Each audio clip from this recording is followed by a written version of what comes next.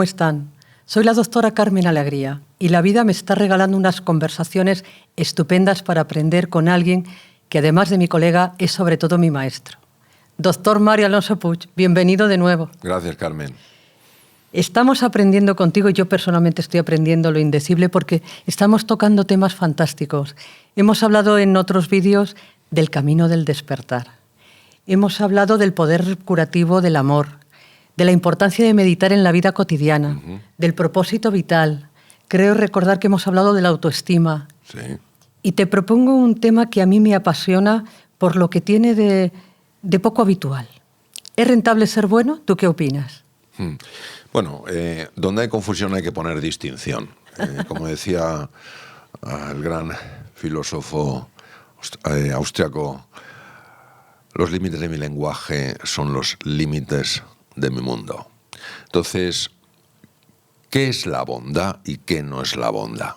Porque confundimos ambos términos. No, es una persona muy buena. Y automáticamente es como dicen, no, decía una vez un director general de una empresa, me dijo, Mario, yo no tengo tiempo para ser compasivo. Entonces, claro, ¿cómo entendía esta persona la compasión? ¿Qué entendía por la compasión? Entonces, las palabras significan distintas cosas dependiendo de la experiencia de las personas, de lo que han vivido, lo que han leído, lo que han estudiado. Entonces, ¿qué no es la bondad? La bondad no es la blandura. La bondad no es decir sí a todo. La bondad no es dejarse pisar. La bondad no es no establecer tus límites, tus fronteras. La bondad es incluir a la otra persona en el concepto de bienestar. La bondad es que no te sean indiferentes los demás. La bondad es que no pienses solo en ti, en lo que quieres, en lo que necesitas, sino también en lo que sienten y necesitan los demás. Utilizando una metáfora del gran Martin Buber, el filósofo alemán, para mí la bondad sería la construcción de una elipse. La elipse tiene dos círculos, tú y yo. La bondad sería el reflejo de nosotros, no de yo, y tampoco tú, todo lo que tú quieras. Que me quieres pisotear como si fuera un felpudo, me pisoteas. No, porque no hay que confundir bondad con cobardía. No hay que confundir bondad con blandura. Entonces, si tú me preguntaras si es rentable la bondad, te diría que consultemos al cuerpo.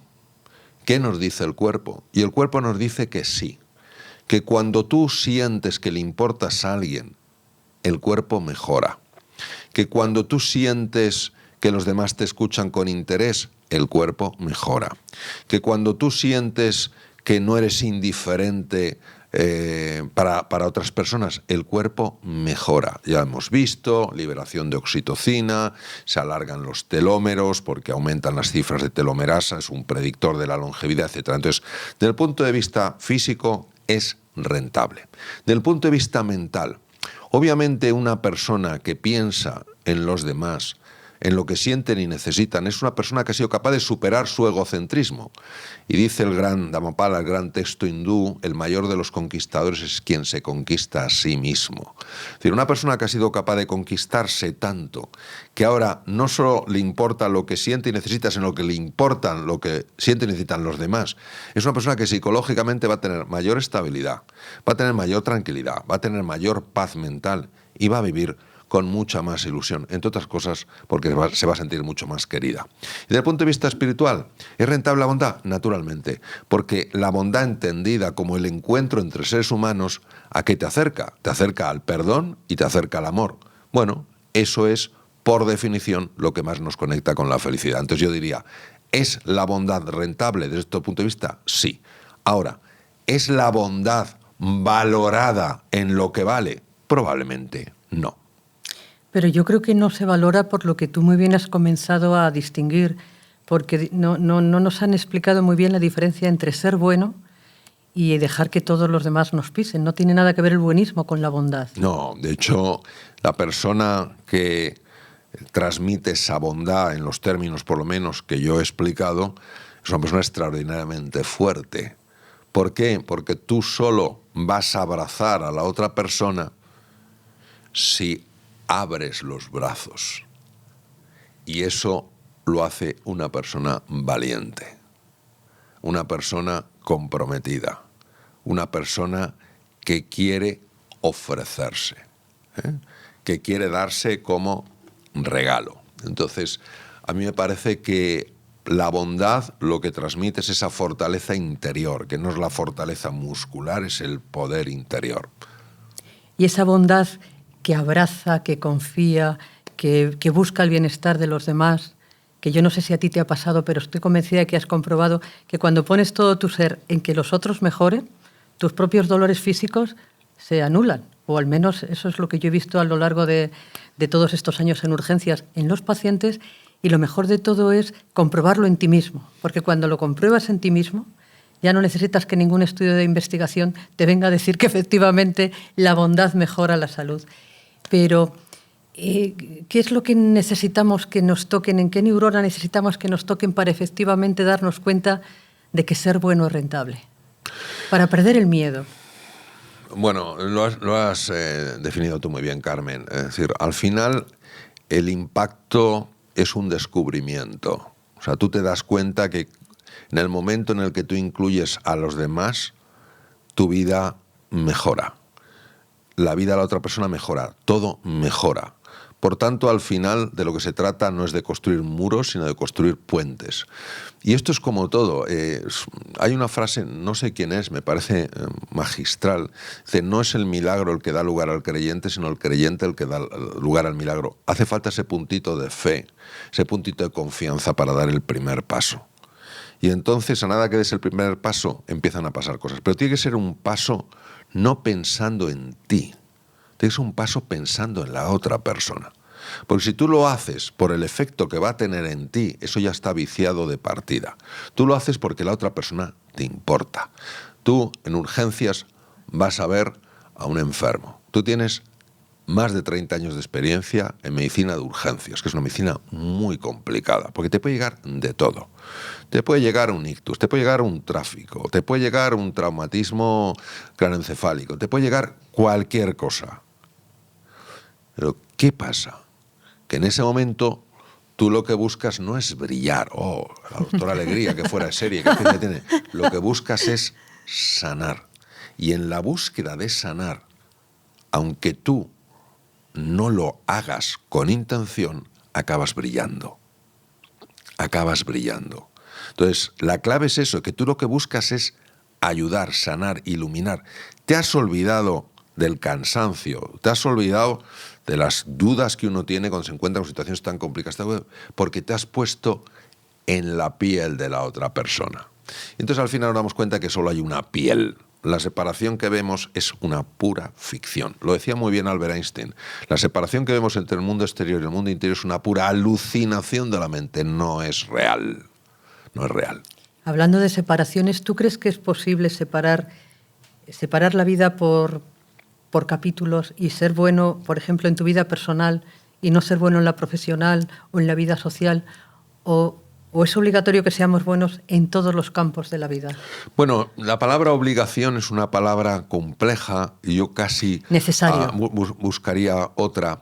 Sí es cierto que hay personas que pueden ser, por ejemplo, muy afables en el trabajo y muy duros con la familia. O pueden ser más duros en el trabajo y más afables con la familia. Esto, por ejemplo, produjo una enorme sorpresa en los juicios de Nuremberg después de la Segunda Guerra Mundial, cuando fueron a los tribunales algunos de los miembros de las SS que habían hecho verdaderas barbaridades. Y sin embargo, resulta que eran padres cariñosísimos, maridos y mujeres súper encantadores en su familia, y no se entendía. Entonces, no hemos de confundir lo que es la persona con el personaje. El personaje puede ser muy cruel en un sitio y puede ser muy afable en otro, pero eso no es la bondad. La bondad tiene que ver con la persona. Y una persona que valore de verdad a un ser humano, en todo lo que haga, lo irradiará. Habrá veces que no le saldrá bien, pero su disposición es que le salga bien. Esa que le salga bien. Entonces dirá, hoy no me sale bien, lo volveré a hacer. Pero no corta en compartimentos estancos. Eso lo puede hacer el personaje. Lo que no puede hacer es la persona.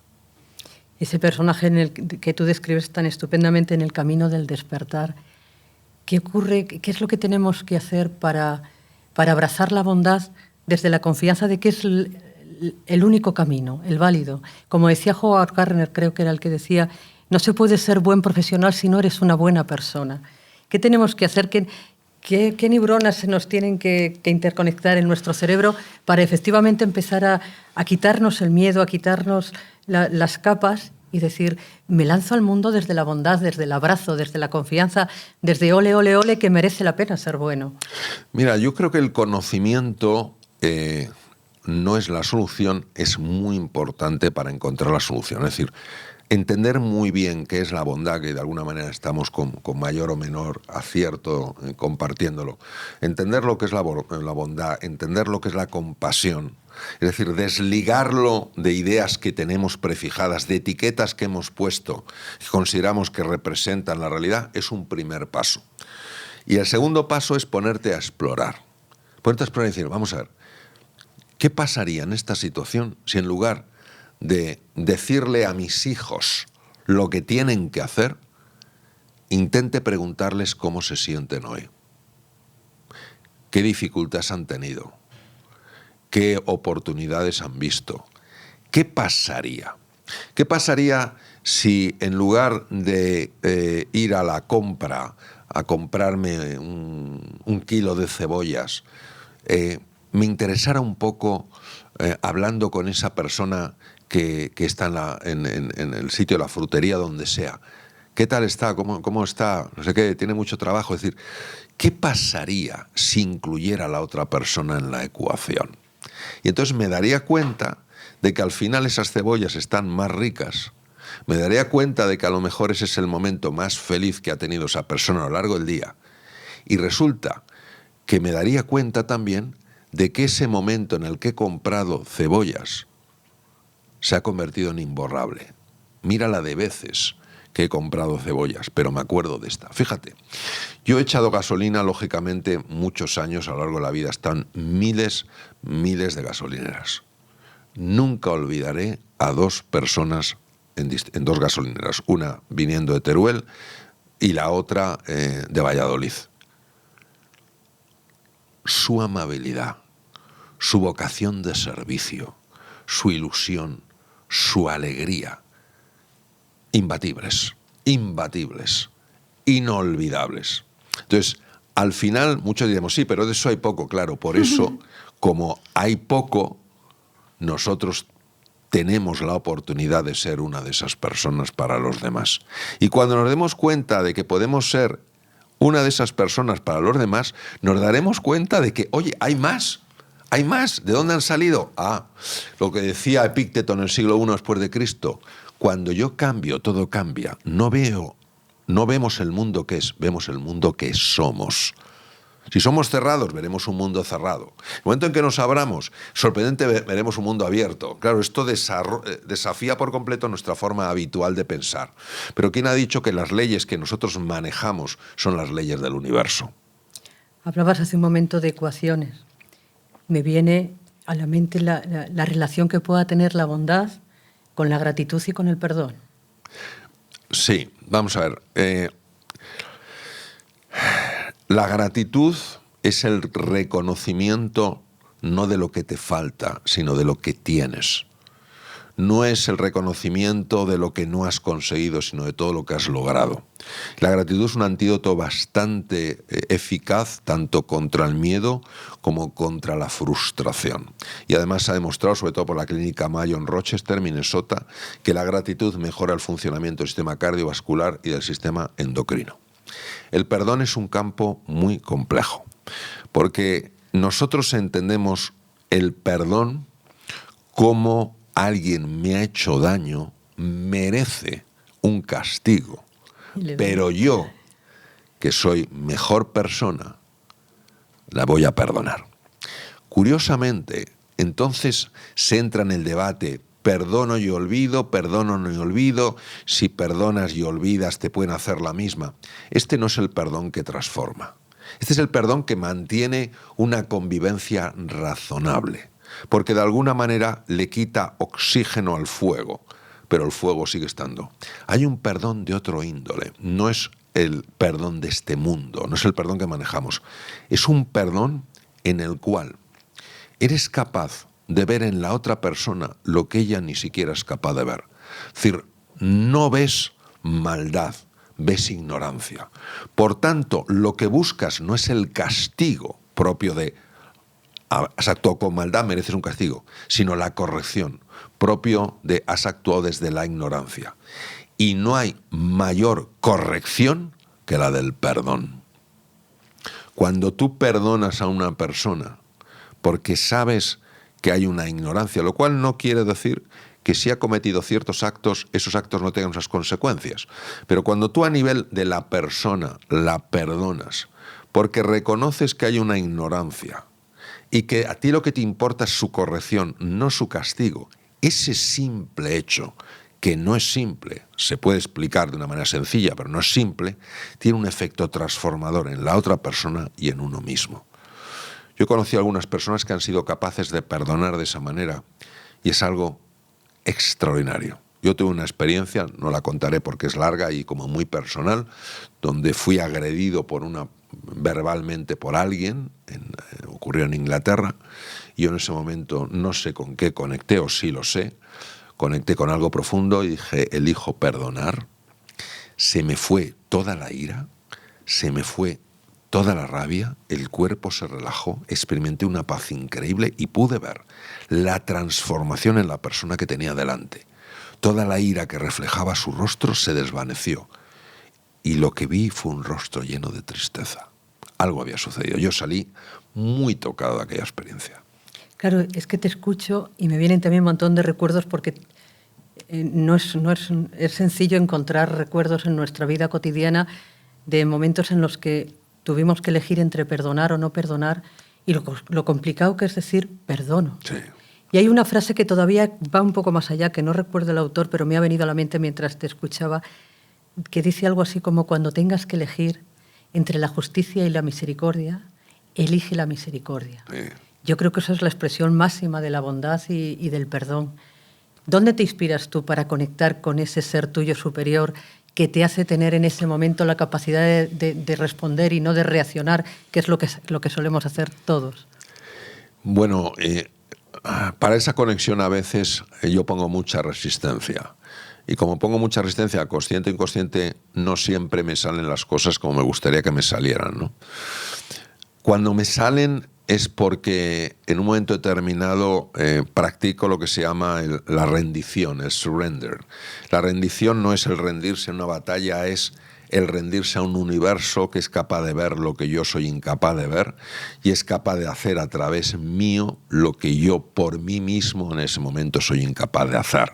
Entonces, cuando tengo esa disposición a dejarme enseñar, a dejarme guiar, lo que sale a través de mí y entonces tiene ese poder transformador en las dos personas, ¿no?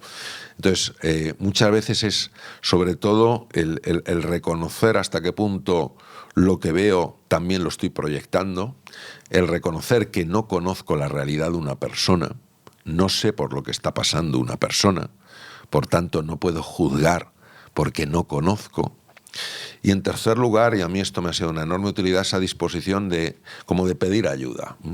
Pedir ayuda, oriéntame, guíame. Hay personas que a lo que piden ayuda le llamarán el misterio, otras le llamarán campo acásico, otras vida en mayúscula, yo le llamo Dios, ¿no? Porque para mí representa la máxima sabiduría y el amor incondicional. O sea, no es el juez ahí que está esperando para ver si meter la pata para darte en la cabeza, sino todo lo contrario. Entonces, a mí desde luego me ha ayudado en situaciones complejas a tener esa calma, esa serenidad y esa alegría que de otra manera hubiera sido desde un punto de vista humano totalmente imposible.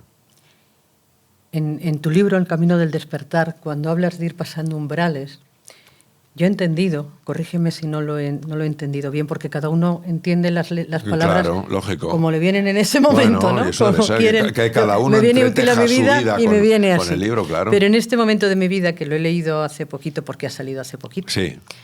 He entendido que el umbral tercero es como conectar con lo divino, sí. ¿no? Ahora que hablabas sí. tú de Dios. A mí también me gusta la palabra Dios porque me parece que sirve para cualquier religión.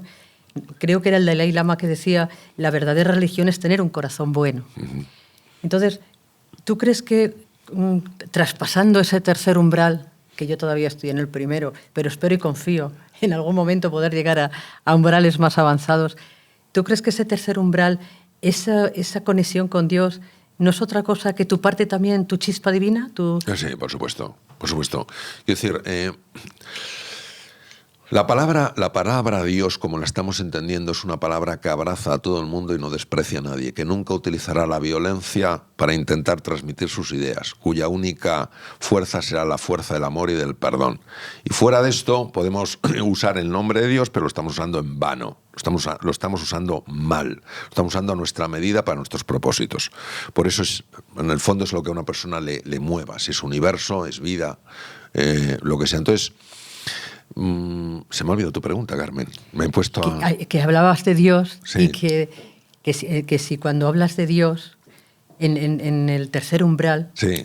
Cuando seamos capaces de llegar a ese tercer umbral y que nuestro guerrero se convierta en mago... Vamos a ver, esto es muy fácil de entender con otra metáfora. El sol es el sol y del sol emergen los rayos. Cada rayo es un rayo de sol, es un rayo de luz. El rayo no ha creado el sol ha creado el rayo, y sin embargo el sol y el rayo comparten la misma naturaleza. Entonces, cuando una persona se reconoce como un rayo de luz, un rayo de sol, obviamente puede disfrutar de lo mismo que disfruta el propio sol, una creatividad, una capacidad de transformación, de sanación extraordinaria, y que vean los demás rayos de luz que se han olvidado de que son rayos de luz. Entonces, naturalmente que sí, cuando uno cruza el tercer umbral es el reconocimiento de tu linaje divino. Es el reconocimiento de que eres un rayo de luz, no eres una nube oscura. Tienes nubes oscuras, pero la realidad que eres, sol, puede ser tapada. Lo que no puede ser es negada. Y entonces, en ese momento es cuando se produce el despertar. Ese despertar puede tener varias formas. En Japón llaman Kensho o Satori. Kensho son momentos de despertar. Satori es cuando una persona está ya ahí. Entonces, todos tenemos momentos de despertar. Los has tenido tú, los has tenido nuestros amigos que nos están viendo ahora, los he tenido yo, hemos tenido esos momentos de Kensho, donde realmente te das cuenta de esto. Muy pocas personas han alcanzado Satori. Y generalmente quien dice que está en Satori no lo está. Porque el que está no dice Porque nada. Porque el que está no dice que está en Satori. El que dice no dice que está en Satori. ¿Sabes? Entonces, en ese sentido, eso es una realidad incuestionable. Y cuando uno lo ha vivido, no puede negarlo. Bueno, podría seguir charlando contigo durante horas. Me temo que como siempre, se nos ha hecho el tiempo ya clave, pero si tengo que elegir una palabra... De todo lo que he aprendido contigo, elijo la palabra gracias. Gracias de corazón por transmitirnos de esa forma tan gráfica y tan amena y tan sencilla tu sabiduría. No sé si me la has transmitido por ósmosis, pero quiero pensar que sí. Y gracias por ser como eres. Y hasta siempre. Bueno, gracias a ti, Carmen. Yo, sabiduría poca. Ganas de tener sabiduría muchas, ¿no? Ha sido un encuentro delicioso. Yo también te quiero a ti agradecer tu forma de ser, tu dedicación a los enfermos, tu amor por los enfermos, ser una verdadera pionera en todo lo que es el humanismo en la medicina.